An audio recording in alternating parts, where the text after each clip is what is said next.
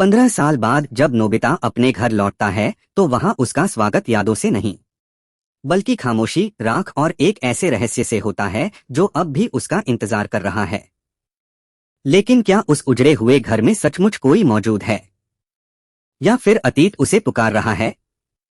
अगर आपको dark fantasy, mystery और इमोशनल सिनेमैटिक स्टोरीज पसंद हैं तो वीडियो को लाइक करें, चैनल को सब्सक्राइब करें और अपने दोस्तों के साथ शेयर करना बिल्कुल मत भूलिए।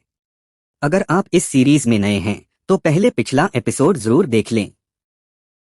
और अगर आप पिछला एपिसोड देख चुके हैं तो बिना किसी देरी के चलिए शुरू करते हैं आज की कहानी।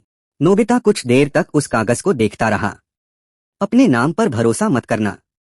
उसने धीरे से वो कागज वापस लिफाफे में रख दिया। उसके दिमाग में एक ही बात घूम रही थी। घर, बूढ़े आदमी की आखिरी बात, जितनी जल्दी हो सके अपने घर जाना। और अब उसके अंकल का खत भी। नोबिता ने गहरी सांस ली। चाहे जो हो, मुझे घर जाना ही होगा। सुबह होने में अभी कुछ वक्त बाकी था। सड़कों पर ट्रैफिक कम था। नोबिता हॉस्पिटल के कपड़ों में ही धीरे धीरे चल रहा था।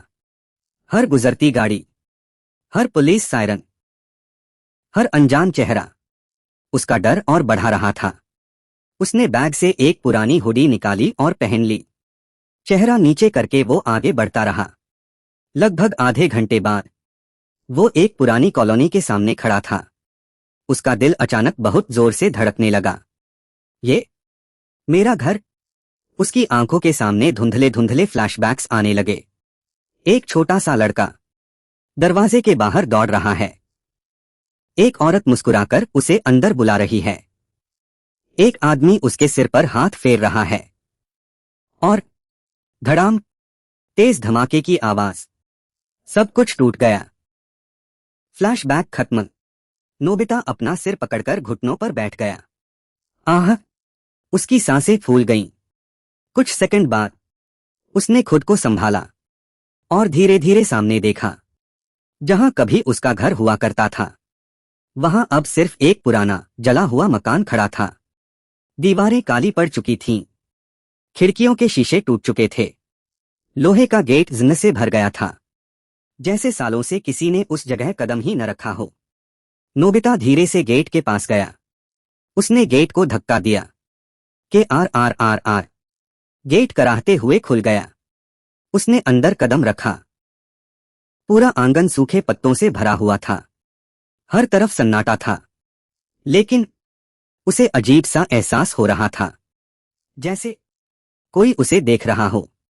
उसने पलटकर पीछे देखा। कोई नहीं था। शायद मेरा वहम है। वो घर के अंदर चला गया। ड्राइंग रूम पूरी तरह बर्बाद हो चुका था। टूटा हुआ सोफा, धूल से ढकी तस्वीरें और दीवार पर लटकी एक टेढ़ी घड़ी जो अब भी 2:17 पर रुकी हुई थी। नोबिता उस घड़ी को घूरते हुए धीरे से बोला, ये वक्त क्यों रुका हुआ है? तभी तब ऊपर वाली मंजिल से किसी के चलने की आवाज आई। नोबिता एकदम से जम गया। उसने धीरे से ऊपर देखा। सीढ़ियों के अंधेरे में जैसे कोई खड़ा था। और अगले ही पल एक बहुत ही हल्की लेकिन साफ आवाज सुनाई दी। नोबिता। उसका नाम किसी ने लिया था। तो दोस्तों, आज की कहानी यहीं पर खत्म होती है। आज के इस एपिसोड में नोबिता अपने चाचा की आखिरी इच्छा को पूरा करने के लिए अपने पुराने घर पहुंचता है। रास्ते भर डर और उलझन उसके साथ रहते हैं, जबकि घर के पास पहुंचते ही उसकी बिखरी हुई यादें फिर से जागने लगती हैं। लेकिन जहां कभी उसका परिवार रहता था वहां अब सिर्फ एक जला हुआ और वीरान मकान बचा होता है। घर के अंदर उसे टूटा हुआ सामान, धूल से ढकी यादें और दीवार पर रुकी हुई एक घड़ी दिखाई देती है जो ठीक 2:17 पर थमी हुई है। तभी ऊपर की मंजिल से किसी के कदमों की आवाज आती है और अगले ही पल अंधेरे में कोई उसके नाम से पुकारता है, नोबिता। अगर आपको हमारी कहानियां पसंद आती हैं तो हमारे YouTube स्टोरी चैनल को सब्सक्राइब करना न भूलें।